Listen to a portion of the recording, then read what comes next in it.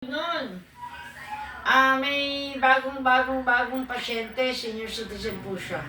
Kasama namin dito sa Dead Rivers, senior citizen ng Barangay Dolores.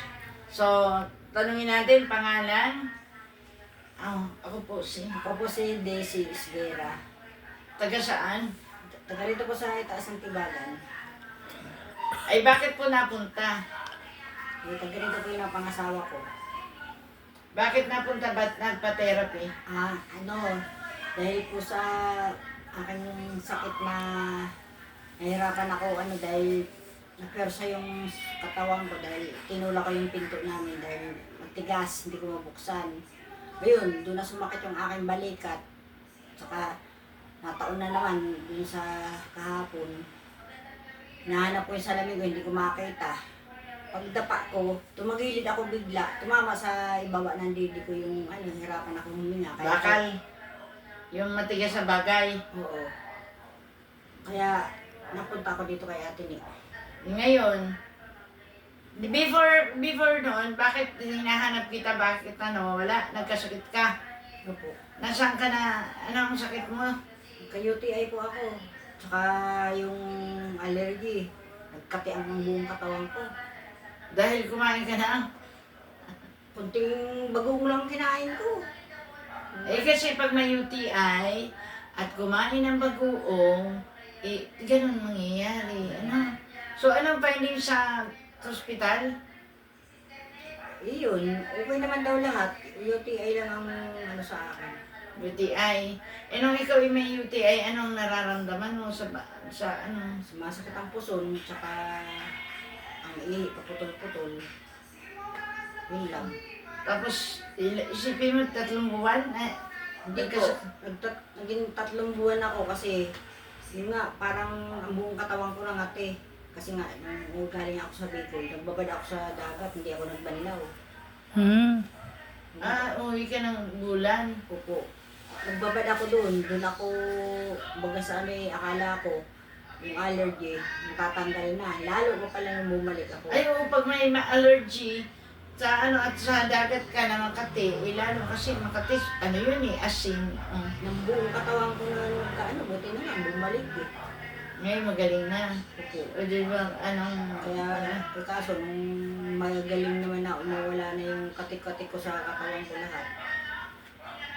Pati sa mukha ko meron na. Yun lang, yung pinto namin kasi pag umuulan, matigas buksan, mahirap buksan. Kasi siguro Napirsa yung balikat ko. Siguro nababasa yung pinto, kaya mahirap buksan. Siguro. Oo. Kaya ganun. O kasi ang kahoy, ina-expand pag nabasa.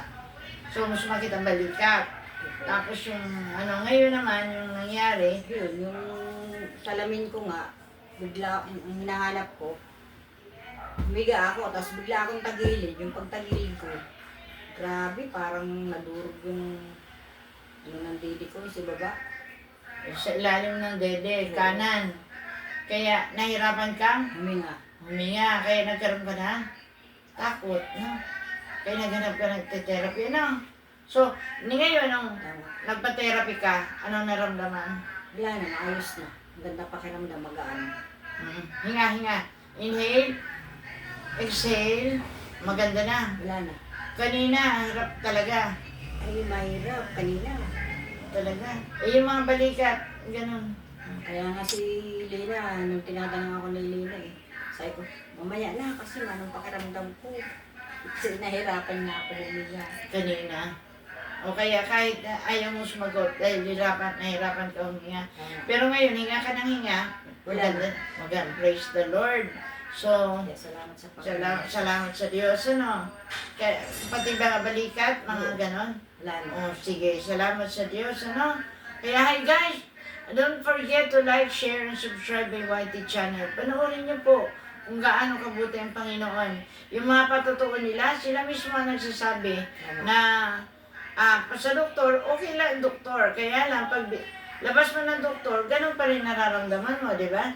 Dito, pag dumating ka nakangiwi, paglabas mo, Kangiti. nakangiti na. Okay, kaya, guys, Ano man ang problema mo, ano man ang mga suliranin mo sa katawan, sa lahat, lumapit ka sa Panginoon. Sa Diyos walang imposible. Tingnan mo si Sir Daisy. Inaantok na nga ako eh. Ha? Inaantok na nga. Oh, Gusto ko tinaantok na ka. matulog. Yes. Tayo manalangin, ha? Ipanalangin natin, ha? Diyan ka lang. Dakilang Diyos, pagpanang Ama, salamat sa biyaya mo. Salamat sa kalakasan, sa kalusugan, sa kagalingan. Salamat sa iyong katapatan na kahit sino pag lumapit sa iyo, hindi mo pinahihindian. Pagkat ikaw ang Diyos na nagmamahal sa bawat isa amin. Ikaw ang Diyos na nagpapagaling. Kaya Lord, binibigay mo ang sarili mo sa amin para kami lahat ay lagi magkaroon ng pag-asa. Pagpalain mo si Sister Daisy, na nawa maging mapagpapala siya sa iba, na pag may naranasan din siya tulad ng kanyang naranasan, ipamamalitan niya na mayroong Diyos na nagpapagaling. Kaya Lord, i-bless mo ang kanyang buong sambahayan, i-bless mo ang kanyang buhay, hanap buhay, ikabubuhay at buhay. At sa pangalan ni Jesus, naniniwala po kami, isang masagana, tagumpay na pamumuhay at uwi siyang punong-puno ng kagalakan, pag-asa at ngiti sa labi. Pagkat ikaw ang Diyos na kanyang tinanggap sa buhay niya.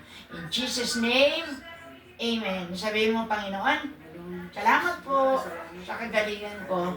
Sa ngalan ni Jesus, Amen. Sabihin mo, i-subscribe ang YT channel ko. Manood kayo ng channel ni Sister Ne. Nanood kayo ng Channel. channel ni Sister Lee. No, doon, Para okay? makita niyo yung mga Pinagaling. pinagaling niya. Yes, pinagaling ni Lord, no? Kay buti. Thank you. Hi guys, thank you. God bless us all. Sipin mo. Iuwi ko to. Oo. Uy, yan eh. Babayaran mo yan. Magka-